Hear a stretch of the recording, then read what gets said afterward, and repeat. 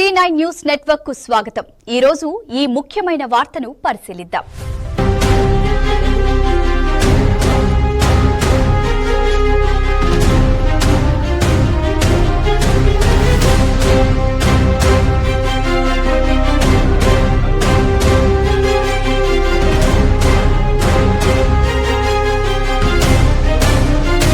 తెలంగాణ సమాజానికి ఒకటి తెలియజేస్తున్నా.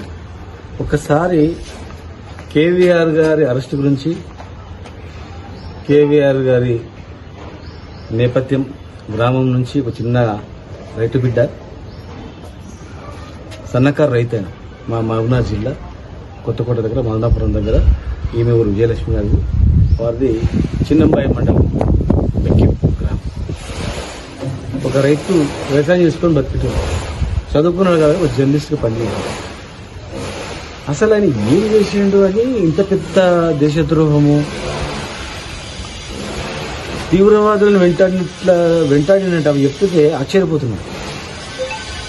ఫస్ట్ కర్నూలులో 3rd డిగ్రీ పెట్టి ఇష్టానుసారం కొడితే నెల రోజులు అయిందట దెబ్బలు తక్కువ వాడని. దెబ్బలు తక్కువ వాడి నెల రోజులు అయింది. మళ్ళీ కేసు బుక్ అయిందంటే మళ్ళీ కొడతాడని భయపడి ఆయన ఎక్కడో ఊర్లో మారుమూల గ్రామానికి పోతే కూడా ఈమె ఫోన్ ట్యాపింగ్ చేయడం, తర్వాత ఆయన ఫోన్ ట్యాపింగ్ చేయడం, ఒక తీవ్రవాదిని పట్టుకున్నట్ల బయట తిరిగి ఏదో రాత్రి పడుకోవడానికి వచ్చింది.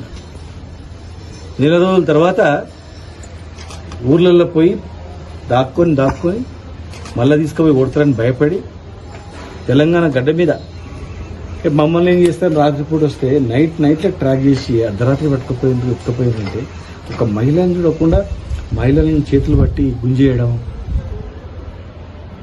చట్ట ప్రకారం కూడా ఒక అరెస్ట్ చేయాలన్నప్పుడు మహిళా కానిస్టేబుల్ ఇంట్లో మహిళా హోంగార్డ్ అని తీసుకొస్తారు.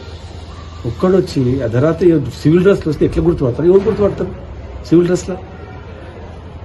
ఇంకా విచిత్రంగా ఏం వినిపిస్తుంది అంటే, ఈయన అరెస్ట్ తీసుకొస్తే నీకు అనుకున్న ప్లేస్కు ట్రాన్స్ఫర్ చేస్తామని, ఈయన అరెస్ట్ చేసిన మరుసటి రోజే అనుకున్న ప్లేస్కు ట్రాన్స్ఫర్ చేయడం.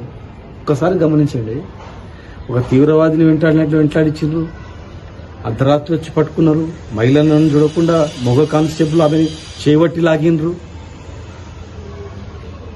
మళ్ళీ ఒక రివార్డు, తీవ్రవాదులను పట్టుకుంటే రివార్డు ఇస్తారు, తీవ్రవాదులను పట్టుకుంటే ప్రమోషన్లు ఇస్తారు.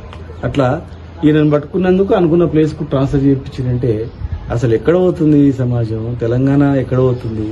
ఎప్పుడైనా ఇట్లా జరిగిందా ఈ నీళ్ళ నుంచి? ఈవెన్ ఆంధ్రప్రదేశ్ గవర్నమెంట్లో ఉన్నప్పుడు కూడా అక్కడక్కడ జరిగిందేమో, కానీ ఇప్పుడు మరీ అంత ఘోరం, అంతకనే దిగించి హైదరాబాద్లో చాలా వేలాది మంది ఆంధ్ర వాళ్ళు ఇక్కడ ఉంటారు. అర్ధరాత్రి ఒక రైతు బిడ్డను ఇట్లా అర్ధరాత్రి లాక్కొని పోతే రేపు మళ్ళీ ఇక్కడ గొడవలు కావా? మనకు కూడా ఇబ్బంది ఉండదా? ఒక తీవ్రవాది ఏం చేసినట్ల నిఘా పెట్టి 20 రోజులు నిఘా పెట్టిర్రు. వాళ్ళ ఊరు కూడా పోయినట్టు, ఆ విలేజ్ కూడా పోయిండ్రు. అక్కడ విలేజ్లో వెతికి వచ్చిన రోజు రాత్రికే పట్టుకున్నారంటే అంత టీం వర్క్ చేయడంలో ఆయన ఏం చేసిందని. అట్లంటే మరి కేసీఆర్ను, కేటీఆర్ను, తెలంగాణ నాయకులను ఇష్టానుసారంగా తిడుతున్నారు. తెలంగాణ టీఆర్ఎస్ అనే కాదు, కాంగ్రెస్ నాయకులను తిడుతున్నారు, బీజేపీ నాయకులను తిడుతున్నారు, రకరకాల సోషల్ మీడియాలో అందరిని తిడుతున్నారు. కానీ అంత నిఘా పెట్టి కేసు బుక్ చేయడం ఒకే, కేసు చట్టపరమైన యాక్షన్ కేసు, కానీ సెక్షన్లు పెట్టి వెంటాడి పట్టుకుపోవడం అంటే చాలా దుర్మార్గం. ఇది ఖచ్చితంగా దీనికి తగిన మూల్యం చెల్లించుకోవాల్సి వస్తుంది. ఏదో ఎవడు లేరు పట్టించుకోలేదు అనుకోకండి. అగ్గి పుట్టుకుంటే మాత్రం మళ్ళీ ఆగదు అది. తెలంగాణలో ఎవరు అక్కడ పోయి వ్యాపారాలు చేసేది లేదు, అక్కడ పోయి ఏం బతికేది ఏం లేదు.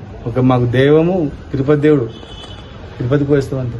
కానీ మీ నాయకులకు కానీ మీకు కానీ హైదరాబాద్ను చూడండి, హైదరాబాద్లో ఉండండి, హైదరాబాద్ రాంది టైమే గడవదు. చూస్తే అయితే కూడా హైదరాబాద్లో రావాల్సింది హైదరాబాద్ హాస్పిటల్స్. ఇది 500 సంవత్సరాల నుంచి కూడా ఒక ప్రసిద్ధిగాంచినటువంటి ప్రాంతం ఇది హైదరాబాద్ అనేది. ప్రపంచంలోనే అత్యధిక సంపన్న ఉన్నటువంటి దేశం ఇది. ఇలాంటి చరిత్ర గల మా తెలంగాణలో అన్ని రాష్ట్రాల్లో ఇలా బతుకుతారు. ఏ రోజు కూడా మేము అట్లా ఆంధ్రప్రదేశ్ గుంజుకొచ్చి దాడి చేసినటువంటి సంఘటనలు ఎక్కడ లేవు. ఇవాళ 2.5 ఏళ్ళ జర్నలిస్టులను కొడుతున్నారు, మామూలు వాళ్ళని కొడుతారు, ఈడొచ్చి ఎత్తుకొని పోతున్నారు. అంటే ఇక్కడ మొత్తం టోటల్గా అధికారులంతా వాళ్ళ చేతిలో ఉంది. ఇప్పుడు తెలంగాణ ప్రాంతం అధికారం అంతా వాళ్ళ చేతిలో చిక్కిపోయింది కనుక ఇలా మా గవర్నమెంట్ అనుకుంటారా ఏమనుకుంటారు, మా ఇష్టానుసారం చేస్తారు. కేవీఆర్ గారికి ఏమన్నా అయితే చిన్న గాయమైనా మాత్రం అట్టుడుతుంది హైదరాబాద్ గుర్తుపెట్టుకుని.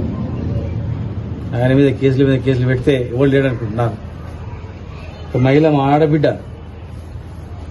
ఆమెని చేయబట్టి గుంజేసి ఉల్టా నీ మీద కేసు పెడతాం, నిన్ను కూడా పట్టుకపోతాను బెదిరిస్తారా? పట్టుకపోంటామని ఆంధ్ర ప్రజలు కూడా గమనించాలి. ఇవి ఇరు వర్గాల మధ్యలో వైషమ్యాలు పెరుగుతాయి, కొట్లాటలు స్టార్ట్ అవుతాయి. ఇది మంచి పద్ధతి కాదు. అది కేసు పెట్టిరు, ఇంత పెద్ద కేసు, తీవ్రవాదిని పట్టుకపోయి ఇంత పెద్ద ఏం సాధించారు? ప్రమోషన్లు ఇస్తాం, ఆయన కేవీఆర్ని పట్టుకొస్తే మీకు ప్రమోషన్లు ఇస్తాం, మీకు పోస్టింగ్ అనుకున్న ప్లేస్కి ఇస్తాం, అవార్డులు ఇస్తాం, రివార్డులు ఇస్తాం, డబ్బులు ఇస్తాం. ఏంది ఇది? ఎక్కడ వచ్చేసి ఖచ్చితంగా కూడా తీవ్ర పరిణామాలు ఎదుర్కోవాల్సి వస్తుంది. ఆయనకి చిన్న ఏదైనా కూడా మీరే బాధ్యత, ప్రభుత్వందే బాధ్యత. మీరు ఏం చేస్తున్నారా? తెలంగాణ పోలీసు మనం కష్టపడి తెచ్చుకుని తెలంగాణ పోలీసు, మన కిష్టయ్య చనిపోయింది గిందుక, పోలీసు కిష్టయ్య చనిపోయింది గిందుకేనా? ఒక మఫ్టీలు వచ్చి ఆడామని గుంజి పడేస్తే చేతులు పట్టి గుంజిన విజువల్స్ ఉన్నాయి. దాని మీద వాళ్ళ మీద మీరు కేసు రిజిస్టర్ చేయరా? ఒక మఫ్టీ పోలీసు వచ్చేసి ఎత్తుకపోతుంటే ఆమె భర్తని అడ్డుకోదా? ఎవరు మీరని పోలీసు రావాలి కదా, చూపించాలి, ఐడి కార్డు చూపించాలి కదా. కాలనీ వాళ్ళందరూ సాక్ష్యం ఉన్నారు, మఫ్టీలు వచ్చిండ్రు గుండాలాగా ఎత్తుకపోతున్నారని. మరి ఆమె ఇచ్చిన కంప్లైంట్కు రిజిస్టర్ చేస్తారు మీరు? ఆమె ఇచ్చిన కంప్లైంట్ను మీరు కేసు ఎందుకు బుక్ చేస్తలేరు? మీరు కూడా పోయి కేసు బుక్ చేసి పట్టుకురావాలి కదా. మామూలు ఎఫ్ఐఆర్ కాదు, మామూలు ఎఫ్ఐఆర్ చేసేసి మొక్క మీద పడితే కాదు. మీరు కూడా కఠినమైనటువంటి ఆమెను గుంజి పడేసిండ్రు. ఒక ఆడ ఎంపీదా ఆవిడ కొత్త చట్టాలు ఉన్నాయి, మహిళా చట్టాలు ఉన్నాయి, ఇప్పుడు కొత్త సెక్షన్స్ ఉన్నాయి. దాని మీద నమోదు చేసి వాళ్ళందరినీ తీసుకురావాలి. ఆ రోజు ఉన్న వాళ్ళందరినీ పట్టుకొచ్చి వాళ్ళని కూడా అక్కడ పోయి వాళ్ళని కూడా సేమ్ ఇట్లనే అర్ధరాత్రి మీరు పోయి పట్టుకొని రావాలి. పట్టుకొచ్చి చూపించండి, తెలంగాణ పౌరుషం కూడా చూపించాలా. ఇది పై అధికారులు దీనిలో ఎవరున్నారో ఎవరుంటే వాళ్ళు తగిన మూల్యం భవిష్యత్తు చెల్లించాల్సి వస్తుంది.